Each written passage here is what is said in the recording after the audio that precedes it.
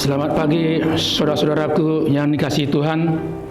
Marilah kita mendengarkan serta merenungkan firman Tuhan yang menyapa kita di pagi hari ini, yaitu yang saya akan bacakan dari kitab Imamat pasal 10 ayat 10 hingga ayat 11. Demikianlah dikatakan, haruslah kamu dapat membedakan antara yang kudus dengan yang tidak kudus, antara yang najis dan yang tidak najis.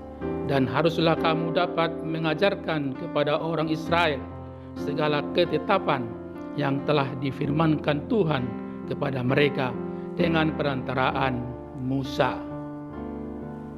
Saudaraku yang dikasihi Tuhan, firman Tuhan menyapa kita semuanya agar hidup kita sungguh-sungguh jadi hidup yang berguna bagi Tuhan, hidup yang senantiasa di dalam kehendaknya. Apakah kehendak Tuhan di dalam kehidupan kita masing-masing? Yaitu Dia menghendaki supaya hidup kita kudus. Kenapa? Karena Allah yang kita imani adalah kudus. Dan itulah inti dari kita imamat. Kuduslah kamu karena Tuhan Allahmu kudus.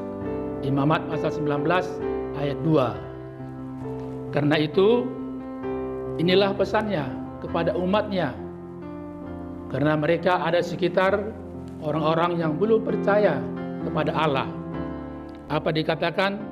Haruslah kamu dapat membedakan antara yang kudus dengan yang tidak kudus, antara yang najis dengan yang tidak najis. Hanya bisa itu terjadi kalau mereka hidup di dalam kekudusan Tuhan. Saudaraku yang dikasihi Tuhan, dalam bahasa aslinya kudus itu adalah kados, artinya terpisah. Terpisah artinya supaya hidup umat Israel berbeda dengan orang-orang sekitarnya yang belum atau yang tidak percaya kepada Allah. Sehingga mereka lah nanti akan menjadi saluran berkat. Hidup mereka lah nanti menjadi daya tarik bagi setiap orang yang ada di sekitar mereka. Jadi memang luar biasa rancangan Tuhan dalam kehidupan Israel. Dan kita pun, kita adalah orang-orang Israel baru dalam Kristus Yesus Tuhan kita. Pesannya untuk kita supaya kita hidup di dalam kekudusan Allah. Hiduplah kudus, maka kita akan menjadi saluran berkat, menjadi berkat bagi siapa saja. Kenapa? Karena itulah kehendak Tuhan. Itu sebabnya dalam kehidupan Israel mulai dari para pemimpin itu supaya mereka diberi kekuatan dari Tuhan membedakan mana yang kudus, mana yang tidak kudus, mana yang najis, mana yang tidak najis. Ternyata rupanya ada juga di antara mereka, yaitu anak-anak dari Harun, ya, Nadab dan Abihu, ya, mereka melanggar dari perintah Tuhan. Mereka tidak kudus dan akibat mereka memberontak kepada Tuhan, kedua anak Harun itu jadi mendapat murka Allah, dihukum, ya, hukuman mati. Itulah yang terjadi dengan anak imam, ya, Imam Harun, sehingga ini juga jadi pelajaran bagi kita agar kita senantiasa hidup di dalam kekudusannya. Karena itu janganlah kita tiru seperti kedua anak-anak Harun itu, ya, yaitu Nadab dan Abihu. Kita harus menjadi anak-anak Allah, anak-anak yang telah dikuduskan. Jadi bukan hasil prestasi kita, itu semata-mata karena kasih karunia. Kalau kita dikuduskan Tuhan, dia maksud apa? Supaya kita tampil beda dengan semua orang yang hidup dalam keduniaan. Kalau hidupnya dirajai, dikuasai duniawi ini, maka itu akan sulit untuk bisa membedakan mana yang dikehendaki Tuhan, mana yang tidak dikehendaki Tuhan. Dan hari ini pesannya, hiduplah kudus, supaya hidupmu berguna, hidupmu menjadi berkat bagi semua orang. Kenapa? Kita diberi kemampuan membedakan mana yang baik, mana yang tidak baik. Dan kalaupun kita memperoleh prestasi, itu harus kita katakan itu adalah dari Tuhan untuk Tuhan. Semua ada dalam hidup kita berasal dari Dia. Kenapa? Karena kita dekat kepada Dia. Dan apapun yang kita kerjakan menjadi diberkati Tuhan. Luar biasa.